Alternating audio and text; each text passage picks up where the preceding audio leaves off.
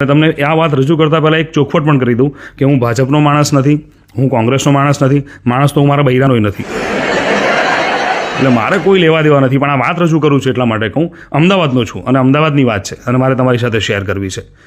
કૃષ્ણ ભગવાન સાથે મારે રોજ હોટલાઇન ઉપર વાત થાય અને કૃષ્ણ ભગવાન સાથે વાત થઈ એટલે લાસ્ટ ટાઈમ મેં કૃષ્ણ ભગવાનને હોટલાઇન પર ફોન ઉપર કીધું, મેં કીધું હે કૃષ્ણ તું એકવાર અમદાવાદ આવી જો, હે કૃષ્ણ તું એકવાર અમદાવાદ આવી જો, તે ભલે વૃંદાવનમાં ગાયો ચરાવી, તે ભલે વૃંદાવનમાં ગાયો ચરાવી, અહીંયા રોડ ઉપર બેઠેલી ગાયને ઉઠાડી તો જો.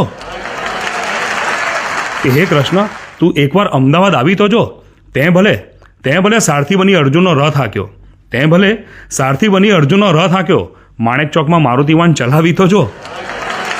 કે હે કૃષ્ણ તું એકવાર અમદાવાદ આવી તો જો, તે ભલે 16,000 ગોપીઓ ફેરવી અને ગોપીઓના ચીર પૂર્યા, તે ભલે 16,000 ગોપીઓ ફેરવી અને ગોપીઓના ચીર પૂર્યા, પણ મલ્લિકા શેરાવતને દુપટ્ટો ઓઢાડી તો જો. કે હે કૃષ્ણ તું એકવાર અમદાવાદ આવી તો જો. અને આ ચોથી લાઈન ઉમેરું છું તો એક દાવો પણ કરું છું કે જો આ ચોથી લાઈન તમે સાંભળશો ને જો તમારી સીટ ઉપર તમે જ્યાં બેઠા છો ત્યાં આગળ 2-3 ફૂટ તમારી સીટ ઉપર ના ઉછળો તો મારું નામ ઓમી બ્રહ્મભટ્ટ નહોતું. આ મારો દાવો છે સાહેબ, અને મારો દાવો ખોટો થઈ જાય, આ મારો દાવો ખોટો થઈ જાય તો થઈ જાય, એમાં કઈ મોટી વાત છે. છેલ્લી લાઈન તમારી દાદ સાથે કે હે કૃષ્ણ તું એકવાર અમદાવાદ આવી જો, હે કૃષ્ણ તું એકવાર અમદાવાદ આવી જો, તે ભલે મથુરામાં મામા કંસને માર્યો, તે ભલે મથુરામાં મામા કંસને માર્યો, મણિનગરમાં મોદીને હરાઈ તો જો.